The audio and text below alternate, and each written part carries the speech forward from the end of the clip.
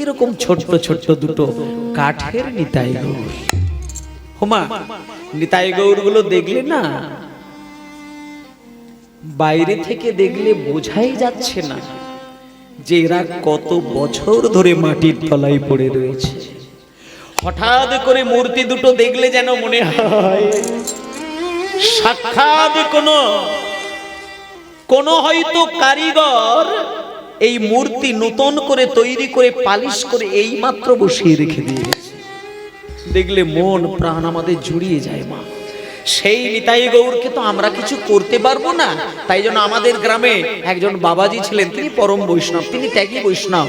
তাকে আমরা খবর দিলাম, তিনি ছুটে আসলেন। তিনি ছুটে এসে নিতাই গৌরের দেখে, আর নিতাই গৌরের চরণতল দেখতে গিয়ে দেখে নিতাই গৌরের পদতলে লেখা রয়েছে দাস মুরারি গুপ্ত। বলরাম বাবাজি সকল গ্রামবাসীদের কানে কানে বললেন, ওগো গ্রামবাসী গো, তোমরা এই সারা গ্রামবাসী ধন্য হয়েছ।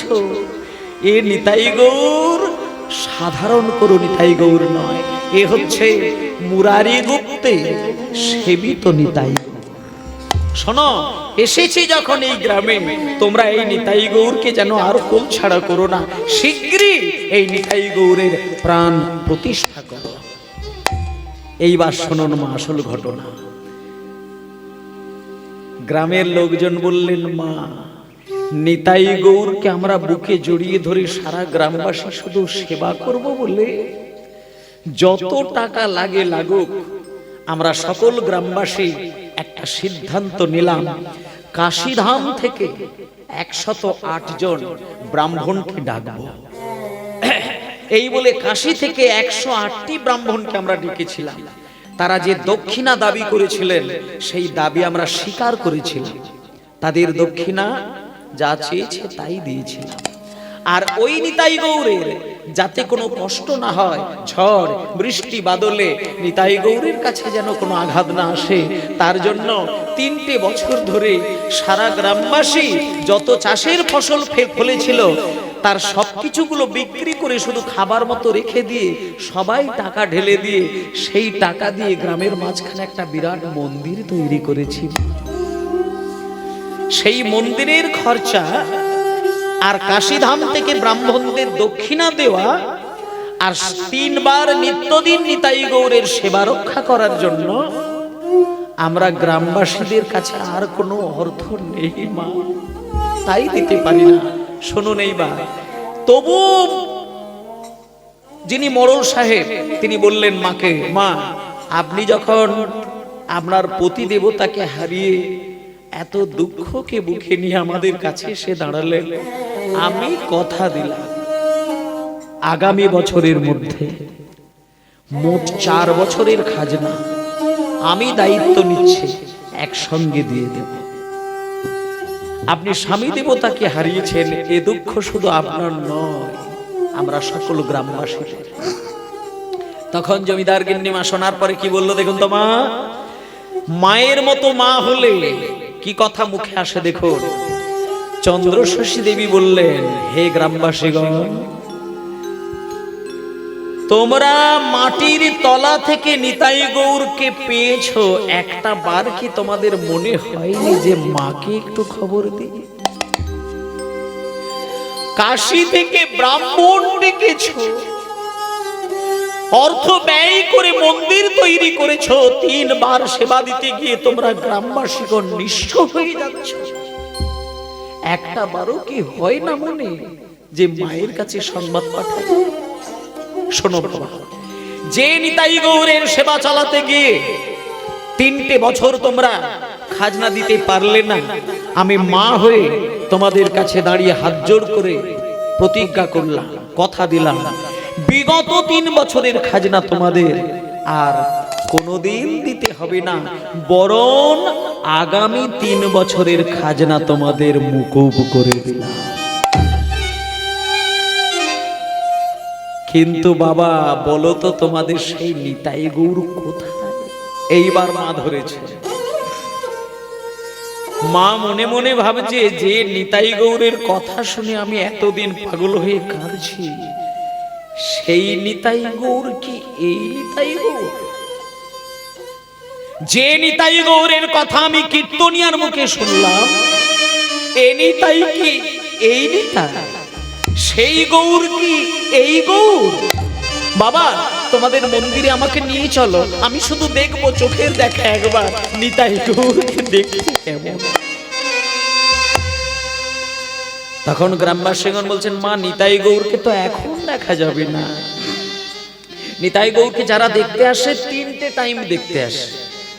একেবারে ভোরবেলা সকালবেলা যখন মঙ্গল আরতি হয় তখন আসে, আর মধ্যাহ্নকালে যখন মধ্যাহ্ন আরতি হয় তখন আসে, আর সন্ধ্যাবেলায় যখন সন্ধ্যা আরতি হয় তখন আসে। তা ওমা, এখন তো বিকেল বেলা, এখন তুমি নিতাই গৌরের দরজা বন্ধ দেখতে পাবে, তাই জন্য একটুখানি অপেক্ষা করো। সন্ধ্যাবেলায় যখন আরতি হবে তখন শুধু আপনি নয়, আমরা নয়, আশেপাশে যত গ্রামের মানুষজন সবাই দেখবেন ভিড় করে দাঁড়িয়ে থাকবে। কি পাগল হয়ে নিতাই গৌরের আরতি দেখবে। দেখলে মনে হবে যেন সাক্ষাৎ নিতাই গৌর ওই মন্দিরে আলো করে দাঁড়িয়ে রয়েছে। দেখতে দেখতে মা চন্দ্রশশী দেবী কি করলেন, মন্দিরের পিছন দিকে একটা ছোট্ট বাগান বাড়ি তৈরি করেছিলেন। গ্রামবাসীদের দায়িত্বটা দেখুন, বিদেশ থেকে যদি কোনো ভক্ত আসে তাকে থাকার জায়গা দেবে কোথায়? তাই বাগান বাড়ি তৈরি করেছে, সেইখানে বসার জায়গা দিতেন। মাকে বললেন, মা কষ্ট করে যখন এসেছেন একটুখানি এই বাগান বাড়িতে বিশ্রাম নিন, সন্ধ্যাবেলায় যখন সন্ধ্যা আরতি হবে তখন আমরা ডাকবো, একটুখানি দেখে প্রাণ জুড়িয়ে যাবে, মন জুড়িয়ে যাবে। দেখতে দেখতে বিকেল গড়িয়ে সন্ধ্যা নামল। যেই সন্ধ্যা নেমেছে, সন্ধ্যাবেলায় সন্ধ্যা প্রদীপ, ঝাঁঝ, ঘন্টা, শঙ্খ, খোল, করতাল সবাই নিয়ে নিতাই গৌরের সেবার জন্য প্রস্তুত। এবার মায়েরা, হোমা, সকাল বেলায়, দুপুর বেলায়, সন্ধ্যা বেলায় নিতাই গৌরের ভোগ নিবেদন হয়। কিন্তু মা চন্দ্রশশী দেবী তো বিশ্রাম নিচ্ছেন। হঠাৎ করে গ্রামের একজন ব্যক্তি কি বলছেন, মা মা চলুন চলুন, নিতাই গৌরের আরতি হচ্ছেন, দেখবেন।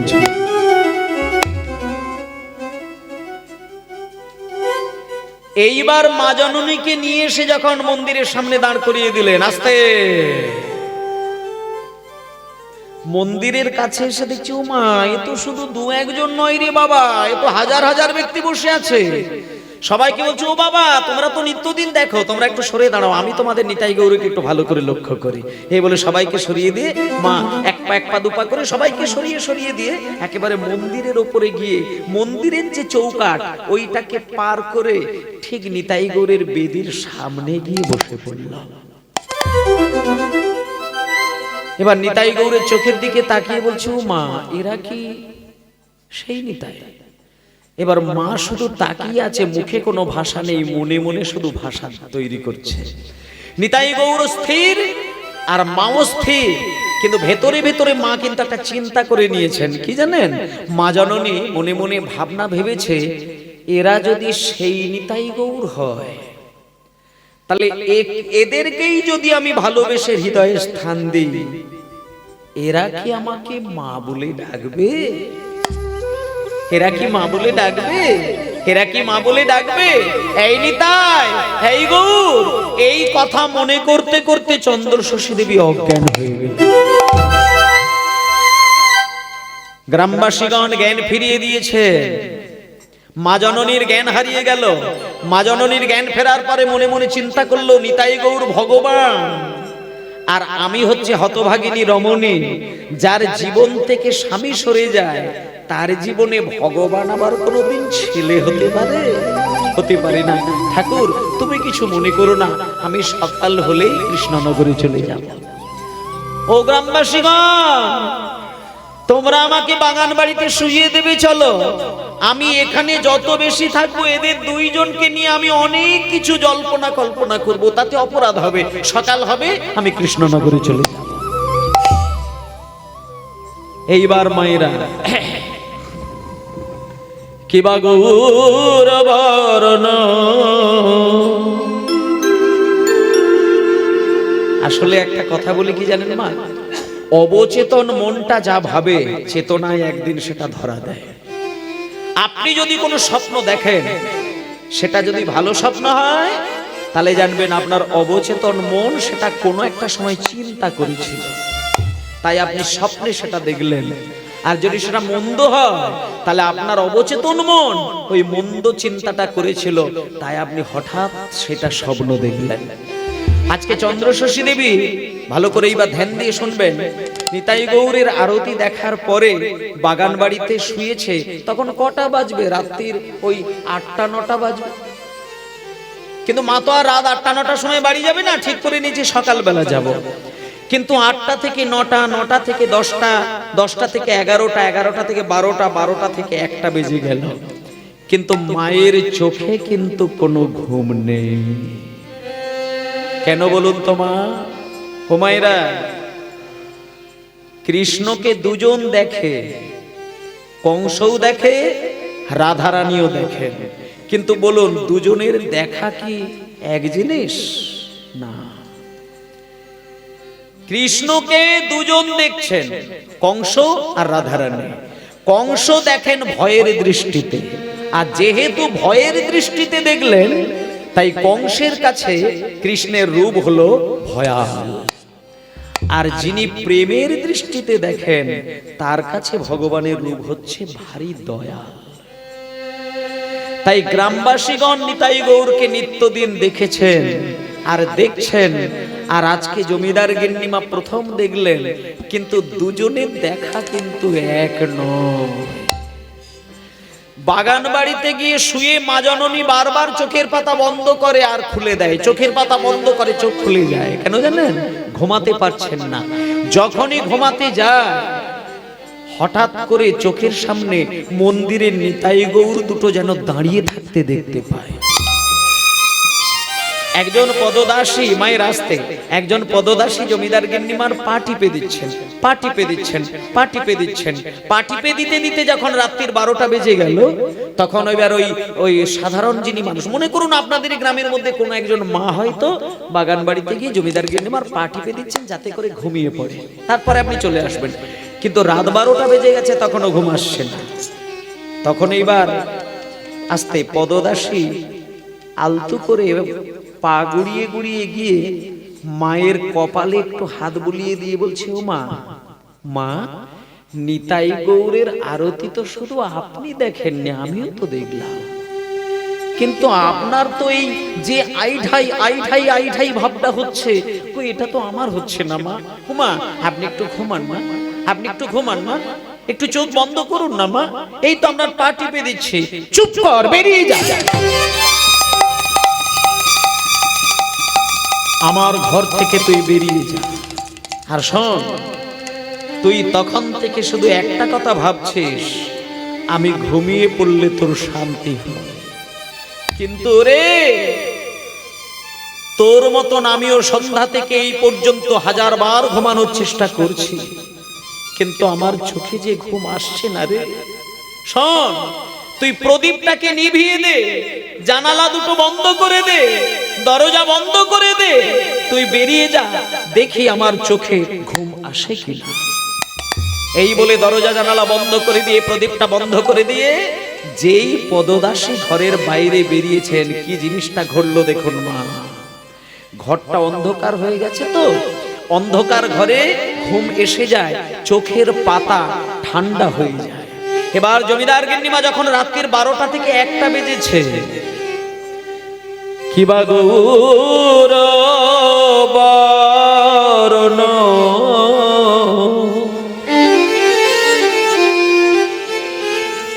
মনি আভরণ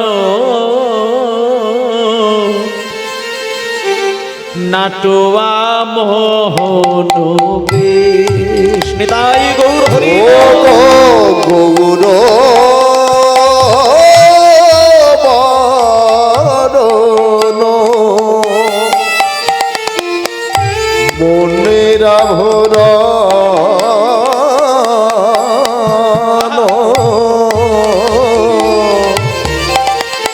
নাটোয়া বরণ প্লেন, একদম প্লেন। তারে দেখিতে দেখিতে ভুবন ভুলালো, তারে দেখিতে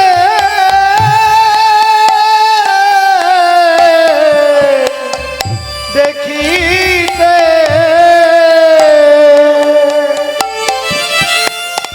ভুবন ভোলালো, তলল সকল দেশ,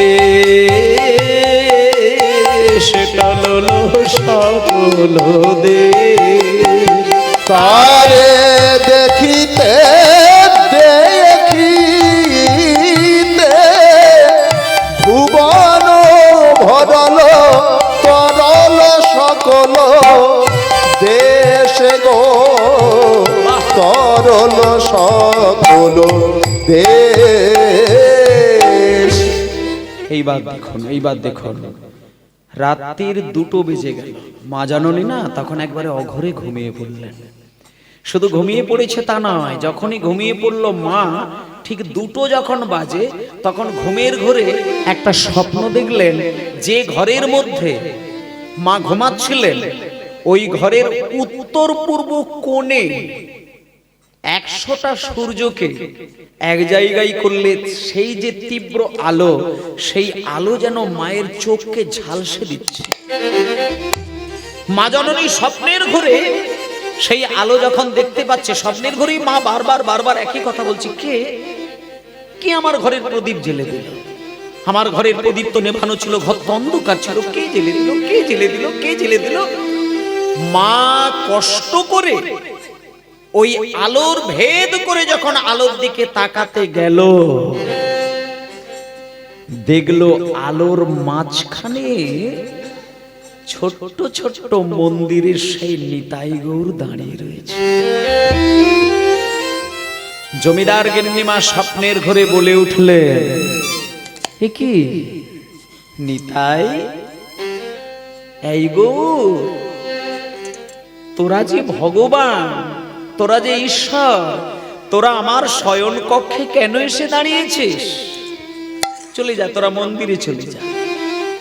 তখন ওই আলোর ভেতর থেকে নিতাই গৌর দুটি 1 পা 2 পা করে এগিয়ে এসে মায়ের সামনে দাঁড়িয়ে বলছে, মা, ও মা, আমরা ভগবান, আমরা ঈশ্বর, জগতে সবার কাছে। কালকে তুমি আমাদের আরতি দেখতে গিয়ে যখনই মনে মনে তুমি আমাদের 2 ভাইকে সন্তান জ্ঞানে ভালোবেসে ফেললে মা, তখন থেকে আমরা 2 ভাই তোমার সন্তান হয়ে গেছি। তাই ও মা, মা, ও মা, মা, ও মা, মা, ও মা। মামা বলতে বলতে নিতাই ডান দিক আর গৌরাঙ্গ বাঁ দিক, দুদিকে এসে মায়ের শাড়ির আঁচলের 2টো কোণকে জোর করে টেনে ধরল। নিতাই একটা আঁচল ধরল, গৌর একটা আঁচল ধরল। দুদিকে 2 ভাই 2টো আঁচল ধরে টানাটানি করছে আর বলছে, মা, যতক্ষণে তুমি আমাদের 2 ভাইকে ছেলে মনে করে কোলে বসিয়ে খাবার দেবে, এটা হ্যাঁ না বলছো, ততক্ষণে আমরা 2 ভাই তোমার শাড়ির আঁচলটা ছাড়বো না। বলো খাওয়াবে না, বলো খাওয়াবে না, বলো খাওয়াবে না। টানিতে টানিতে আঁচল ছিন্ন যে হইল, আঁচল ছিন্ন যে হইল,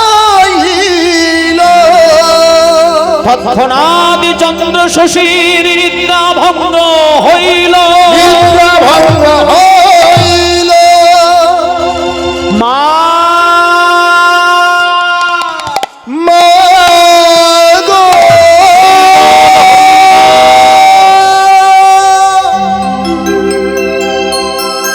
ভক্তমণ্ডলী মায়েরা, হোমা, কি অদ্ভুত একটা দৃশ্য ঘটলো জানেন?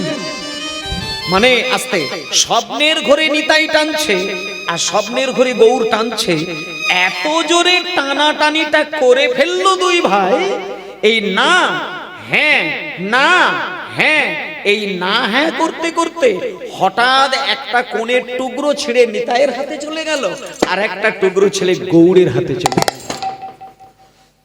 তৎক্ষণাৎ চন্দ্রশশী দেবীর ঘুম ভেঙে গেল। ঘুমটা যখন ভেঙেছে তখন কিন্তু 3টে বেজে গেছে। মা জননী ঘুম ভেঙে যাওয়ার পরে ভাবছে, ও আচ্ছা, তার মানে এতক্ষণ আমি স্বপ্ন দেখছিলাম। তাই জন্য বলি, যে হতভাগিনী রমণীর জীবন থেকে তার স্বামী চলে যায়, তার জীবনে নিতাই আর গৌর এরা হবে ছেলে? হতে পারে না, হতে পারে না। তার মানে এতক্ষণ আমি স্বপ্ন দেখছিলাম, তার মানে এতক্ষণ আমি স্বপ্ন দেখছিলাম, এটা হতেই পারে না। এই বলে মা সঙ্গে সঙ্গে চন্দ্রশশী দেবী মনে মনে চিন্তা করলেন যে আমি যেহেতু 3টে বাজে আর কিছুক্ষণ পরে সকাল হবে, আমি বরং তড়িঘড়ি করে একটু হাতে মুখে জল দিয়ে আর সকাল হবার আগে বলরাম বাবাজির সঙ্গে দেখা করে কৃষ্ণনগরে চলে যাব। এই বলে চন্দ্রশশী দেবী হাতে ভালো করে জল দিয়েছে আর মুখে ভালো করে জল দিয়েছে। তারপরে সুন্দর করে হাতে মুখে জল দিয়ে আর শাড়ির আঁচল দিয়ে যেই না বদনটা মুছতে গেছে, অমনি দেখতে পেল মায়ের শাড়ির আঁচলের 2টো কোণ কাটা। একি, আমার শাড়ির আঁচল ছেঁড়া কেন? আমার আঁচল, হে মা, শাড়ির দুদিকের কোণ ছেঁড়া কেন? ও আসলে এটা আসলে পুরাতন বাড়ি তো, হয়তো কোনো ইঁদুরে হয়তো পোকামাকড়ে হয়তো কেটে নিয়ে, ও যাকে যাক, ও নিয়ে চিন্তা করে লাভ নেই, আমি বরং একটু ওই বলরাম বাবাজির সঙ্গে দেখা করে কৃষ্ণনগরে বেরিয়ে যাই। এই বলে জমিদার গিন্নিমা তড়িঘড়ি করে শাড়ির আঁচল পেল না বলে বলরাম বাবাজির সঙ্গে দেখা করে বেরিয়ে যেতে যাবে। এমন সময় বলরাম বাবাজি ওই ভোরের বেলা এসে বলছে, মা, এত ভোরের বেলা অন্ধকারে তুমি কোথায় যাবে অল্প বয়সে বিধবা মেয়ে? হ্যাঁ, একটা কথা বলি মা, অল্প বয়সে স্বামী হারিয়েছ, সাবধানে যদি পথ না চলো তাহলে অনেক বড় বড় বদনাম কিন্তু তোমাকে বয়ে নিয়ে যেতে হবে। শোনো মা, ছোট্ট বয়সে তুলসী মালা গলায় দেওয়া আর বিধবা অল্প বয়সে হরিনাম করা, দুটোই কিন্তু অনেক যন্ত্রণার কথা সহ্য করতে হয়। তাই শোনো মা, একটা কথা বলি, একটুখানি অপেক্ষা করে যাও, একটু পরে মঙ্গল আরতি করবো সকালবেলায়, তুমি তখন একটু ওই মানে সকালবেলা সবাই তো আসে, ওই সময় তুমি নিতাই গৌরকে দেখবে, তারপরে তুমি যেখানে খুশি চলে যাবে।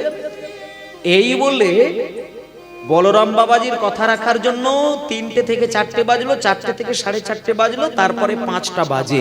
এই সময় এবার বলরাম বাবাজি আর জমিদার গিন্নিমা এক পা করে মন্দিরে গিয়ে দাঁড়িয়েছে। এবার মন্দিরে গিয়ে যেই দাঁড়িয়েছে, মঙ্গল আরতি করবে বলে মঙ্গল আরতির লাগে দারুণ মোচন কইল, উন্মোচন করিল। নিতাই গৌরের 2 হাতে মায়ের ওই শাড়ির আঁচলের টুকরো 2টি দেখিতে পাইল, দেখিতে পাইল। বলে, মা গো,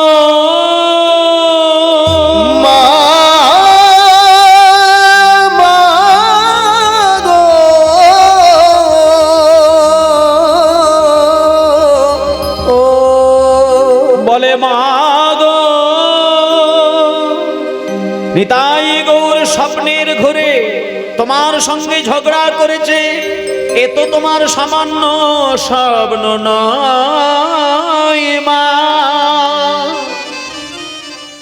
জগবাসীকে শুধু প্রমাণ করবে বলে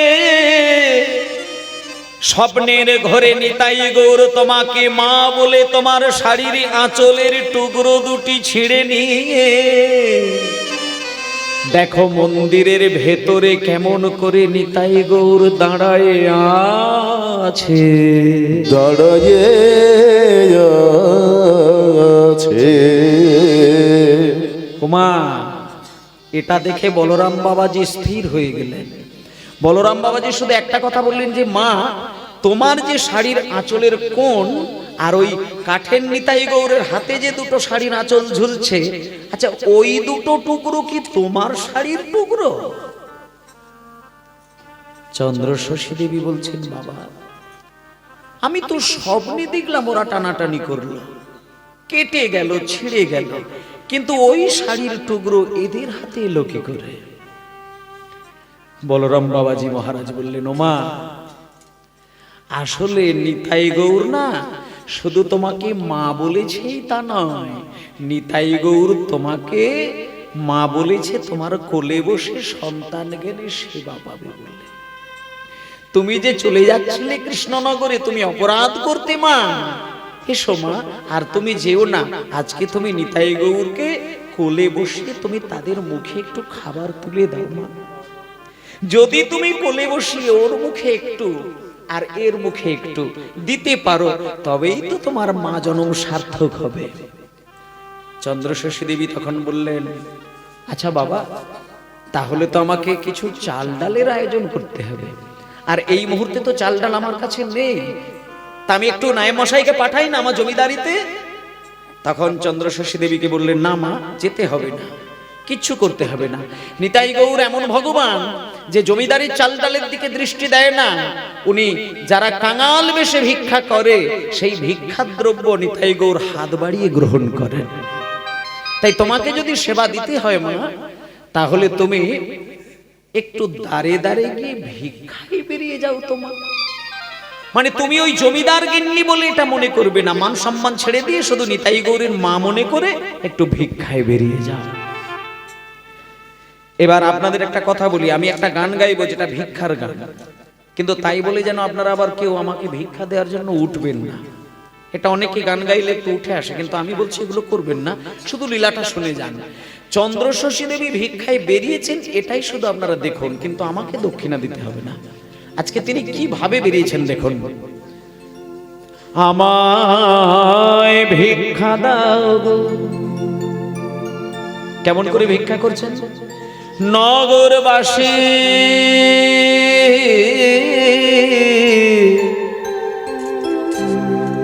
ভিক্ষা দাও আমায়, আমায় ভিক্ষা দাও গো নগরবাসী, ভিক্ষা দাও আমায়, আমায় ভিক্ষা দাও গো নাগরবাসী, ভিক্ষা দাও আমায়। তোমাদের ভিক্ষার দ্রব্য পাবে গৌর নিতা, আমাদের ভিক্ষার দ্রব্য পাবে গৌর নিতা, ভিক্ষা দাও আমায়, আমায় ভিক্ষা দাও গো নগরবাসী, ভিক্ষা দাও আমায়। ভিক্ষা দাও গো নগরবাসী, ভিক্ষা দাও আমায়, ভিক্ষা দাও গো নগরবাসী, ভিক্ষা দাও আমার। যে যে পেরেছে সব ঢেলে ভিক্ষা দিয়ে দিয়েছেন। এবার জমিদার গিন্নিমা যা ভিক্ষা পেয়েছে বলরাম বাবাজির কাছে ঢেলে দিলেন। বলরাম বাবাজিকে বললেন, বাবা তাহলে সুন্দর করে আপনি রান্না করে দিন, সুন্দর করে রান্না করে দিন। তখন বলরাম বাবাজি বলছেন, আচ্ছা মা, নিতাই গৌর স্বপ্নটা কি আমাকে দেখিয়েছিলেন, নাকি নিতাই গৌর আমাকে মা বলেছেন, আমাকে বাবা বলেছেন? নিতাই গৌর তোমাকে মা বলেছে, তোমাকে বাবা বলেছে, তুমিই তার পিতা মাতা, তাই সেবা যদি দিতে হয় তোমাকেই দিতে হবে, আর রান্না যদি করতে হয় তোমাকেই রান্না করতে হবে। মায়েরা, চন্দ্রশশী দেবী রান্না করবে বলে জ্বালানি কাঠ নিয়ে উনান ধরাতে যাচ্ছে, শতবার ধরাতে যায়, নিভে যায়। মোটেই ধরানো যাচ্ছে না। বলরাম বাবাজি বারবার দেখছে, কিন্তু মা দেখছে উনান ধরাতে পারছে না। ধোঁয়া এসে মায়ের চোখ ঝালসে যাচ্ছে, কষ্ট পাচ্ছে মা, কিন্তু উনান ধরাতে পারছে না, রান্নাও করতে পারছে না। তখন চন্দ্রশশী দেবীর কাছে এসে বলরাম বাবাজি বললেন, আচ্ছা মা, দেখি একটু সরে বসো, তো সরে বসো কাছে এসে। আচ্ছা মা, তুমি সত্যি করে একটা কথা বলবে, নিতাই গৌরের জন্য ভোগ তৈরি করতে যাচ্ছ, মা বলো তো তোমার দীক্ষা হয়েছে? দীক্ষা? হ্যাঁ, দীক্ষা হয়নি। তখন চন্দ্রশশী দেবী বলছে, না বাবা, দীক্ষা তো হয়নি। আর তাছাড়া আমি কি করে জানবো দীক্ষা কি জিনিস? আমার দীক্ষা হয়নি। তা ঠিক আছে, চিন্তা করতে হবে না, দীক্ষার জন্য চিন্তা করতে হবে না। স্নান টান করে শাড়ি পরে আমার কাছে এসে চোখ বন্ধ করে বসো, আমি তোমার দুটো কানে দীক্ষা মন্ত্র দান করে দেব। এই বলে চন্দ্রশশী দেবী বলরাম বাবাজি মহারাজের কাছে দীক্ষা পেয়ে গেলেন। দেখলেন তো মা, যার হয় তার এইভাবেই হয়ে যায়, আর যার হয় না তার 80 বছরেও হয় না। কেমন? যার হয় 80 হয়, যার হয় না 80তেও হয় না। আজকে দেখুন কিভাবে হয়ে গেল চন্দ্রশশী দেবীর দীক্ষা। সুন্দর করে দীক্ষা টিক্ষা হয়ে যাওয়ার পরে যখন এইবার রান্না করতে গেলেন, দেখলো সুন্দর করে রান্না বান্না হয়ে গেল, সুন্দর করে প্লেটে সাজিয়েছে। আর নিতাই গৌরের মন্দিরে গেছেন। মন্দিরে গিয়ে এইবার মা জননী, ও মা, মন্দিরে গিয়ে একটা থালাতে সুন্দর করে প্রসাদ সাজিয়েছে, নৈবেদ্য সাজিয়েছে, সাজিয়ে মন্দিরের সামনে রেখে আর হাত জোড় করে নিতাইয়ের নয়নে আর গৌরের নয়নে একবার করে তাকিয়ে মা জননী বলে, আয় না রে বাপ, নিতাই গৌর, তোরা মায়ের কোলে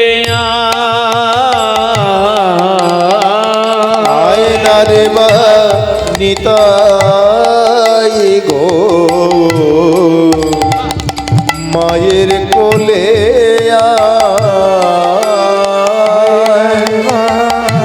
নিতাই গো, মায়ের কোলে আয় না রে মা, নিতাই গো, মায়ের কোলে আয়। নিতাই গো, মায়ের কোলে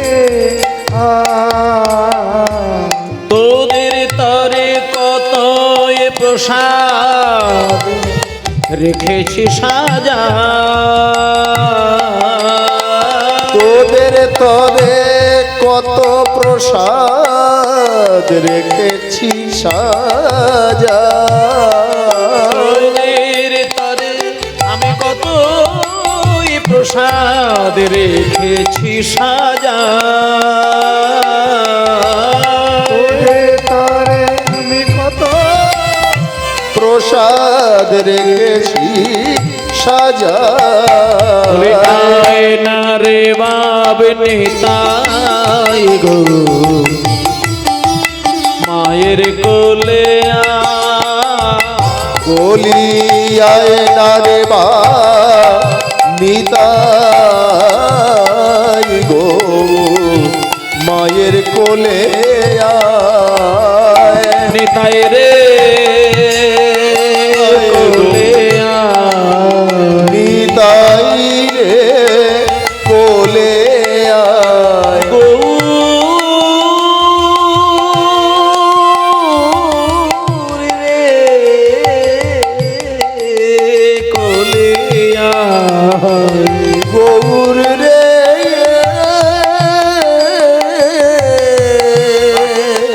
কোলে আয়। এইসব কথাগুলো সাধারণ লোকের কাছে হয়তো হাস্যকর হলেও যারা অনুরাগী ভক্ত তারা কিন্তু এসব কথা শুনলে নীরবে কিন্তু একা একা কেঁদে কেঁদে পাগল হয়ে যায়। কারণ সত্যিই যে নিতাই গৌর কথা বলে, প্রসাদ পায়, এই বলে জমিদার গিন্নিমা পালকি থেকে শুধু পাটা বাড়িয়ে দুটো পায়ে এগিয়ে যাবে, এমন সময় দেখলো রাস্তারই ধারে একটা কি বিরাট গর্ত। দাঁড়া, মানে এত গভীর একটি গর্ত, চন্দ্রশশী দেবী ওই গর্তের দিকটা দেখ,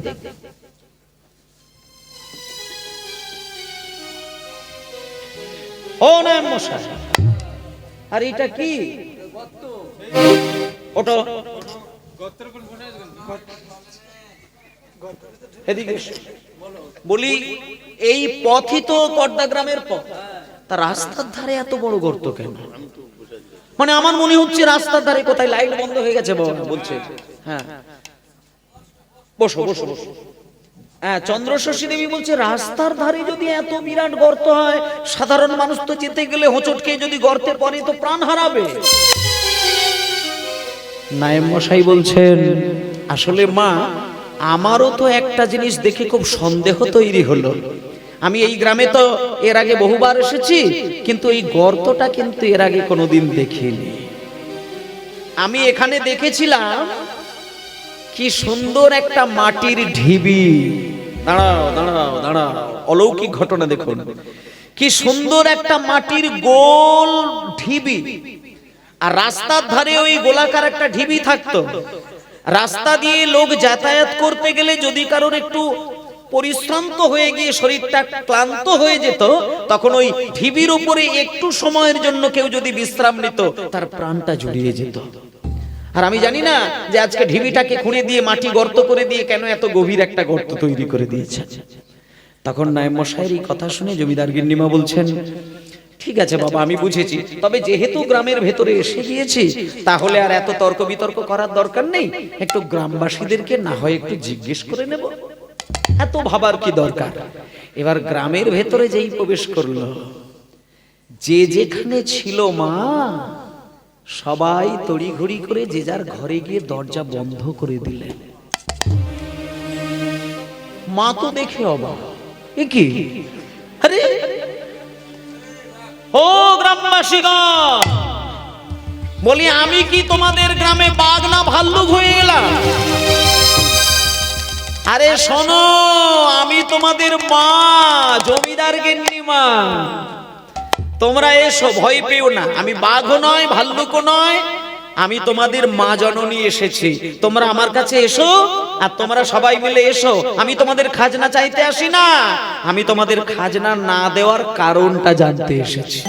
এসো এসো এসো এসো এসো, ভয় পেও না, এসো আমার কাছে এসো, সবাই কাছে এসো সবাই। এইভাবে যখন মা চিৎকার করে ডাকলেন, তখন গ্রামের যে যেখানে ছিল সবাই ছুটে এসে মাকে ঘিরে বসলেন। এই যেমন আপনারা আজকে বসে আছেন, এরকম ভাবে বসে আছেন। এখনকার দিনে গ্রামের মধ্যে যিনি পঞ্চায়েত আসেন, গ্রাম পঞ্চায়েত, তিনি তো গ্রামের মাথা। আর এককালে এখানকার বয়স্ক বাবারা মায়েরা জানেন, তখনকার দিনে ছিল গ্রামের মোড়ল মশাই, ছিল না মোড়ল মশাই? আর যখনই কারোর একটা কিছু মীমাংসা হবে, মোড়ল সাহেবকে খবর দেওয়া হবে, মোড়ল সাহেব এসে বিচার করবেন। এবার শুনুন, গ্রামের যিনি মোড়ল মশাই, তিনি এসেই বা জমিদার মাকে প্রণাম করে বলছেন, মা, ও মা, আপনার এই অবস্থা কবে হয়েছে? এই সব ঘটনা সমস্ত কথা শুনলেন, সারা গ্রামবাসী তার জন্য ক্রন্দন করলেন।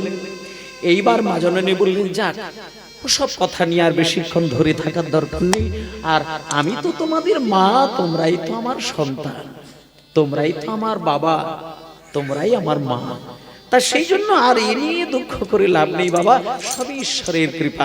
তোমরা একটা কাজ করো, আমি তোমাদের কাছে এসেছি একটা জিনিস, একটা সংবাদ নেবার জন্য। আচ্ছা, নায়েব মশাই বললেন তোমরা নাকি 3 বছর খাজনা দাওনি, তা শুধু এটা বলতে চাই, তোমাদের কি চাষবাস এই 3টে বছর ভালো হয়নি?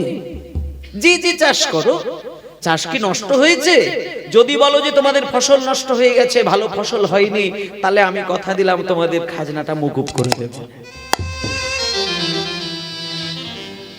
তখন এইবার চন্দ্রশশী দেবীর কথা শুনে গ্রামবাসীগণ হাত জোড় করে বললেন, মা, এই এতক্ষণে একটা প্রশ্ন আপনি করলেন, কেন খাজনা দিতে পারি না? নায়েব মশাই এর আগে যতবার এসেছেন উনি একটা বারও প্রশ্নই করলেন না যে কেন খাজনা দিতে পারি না। উনি ছুটে এসে খাজনার জন্য হাত বাড়িয়েছে, দিতে না পেরেছি তো উনি মারধর করে দিয়ে চলে গেছেন। কোনদিন জানতে চায় না যে কেন গ্রামবাসী খাজনা দেয় না। ওমা শুনুন, আপনি যে বললেন ফসল, বললেন না একটু আগে ফসল, শুনুন এই বাবা তুই এদিকে আয়, এদিকটা, হ্যাঁ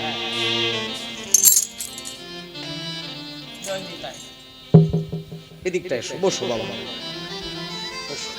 নিতাই গৌর প্রেমানন্দে হরি বল হরি বল। এবার শোনেন, গ্রামবাসীদের কয়েকজন বলছেন মা আপনি যে বললেন চাষের ফসল নষ্ট ভালো হয়েছে কি নষ্ট হয়েছে, শুনুন ও মা, যে 3টে বছর আমরা খাজনা আপনার স্বামীকে দিতে পারিনি ওই 3টে বছরই ফসল আমরা যতটা আশা করেছিলাম তার 3 গুণ ফসল আমরা বেশি পেয়েছি, তবুও খাজনা দিতে পারি না। কেন জানেন? এটাই তো নায়েব মশাই কোনোদিন জানতে চায়নি। আচ্ছা মা, আপনি যখন আমাদের গ্রামে ঢুকলেন রাস্তার ধারে একটা গর্ত দেখে, ও মা সর্বনাশ, হ্যাঁ তো হাই সর্বনাশ, আরে আমি তো ভুলেই গেছি, আমার তো ওইটাই প্রশ্ন ছিল কিন্তু আমি ভুলে গেছি। হ্যাঁ হ্যাঁ রাস্তা ধারে একটা বড় গর্ত দেখেছি, কিন্তু নায়েব মশাই তো বললেন ওটা নাকি মাটির ঢিবি ছিল আর তোমরা নাকি খুঁড়ে দিয়ে গর্ত করে দিয়েছো।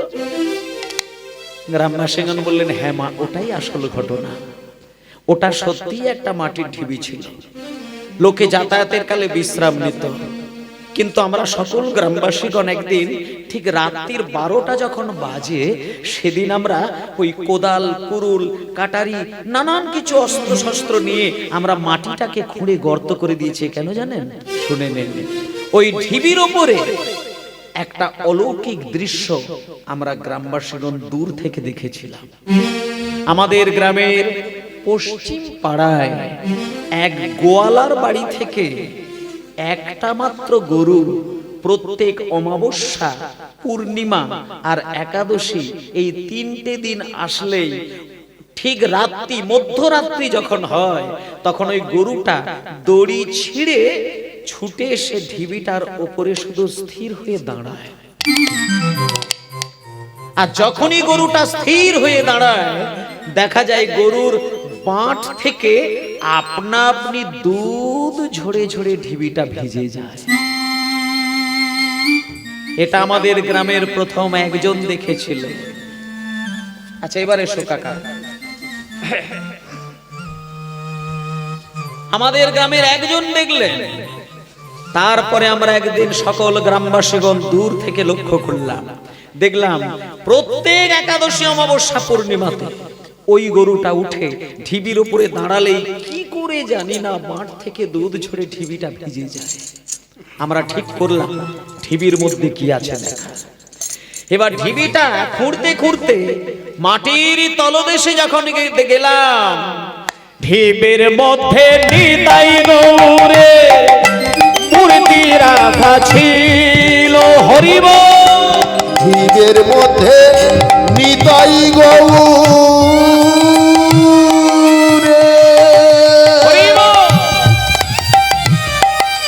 মূর্তি রাখা ছিল। দেখি নয়নার মন জুড়াইল, তাহা দেখি নয়নার মন জুড়াইল। দেখলাম ঢিবির মধ্যে নিতাই গৌরের মূর্তি রাখা ছিল। ঢিবের মধ্যে নিতাই গৌরে মূর্তি রাখা ছিল। দেখি নয়নার মন জুড়াইল, তাহা দেখি নয়নার মন জুড়াইল। তাহা দেখি নয়নার মন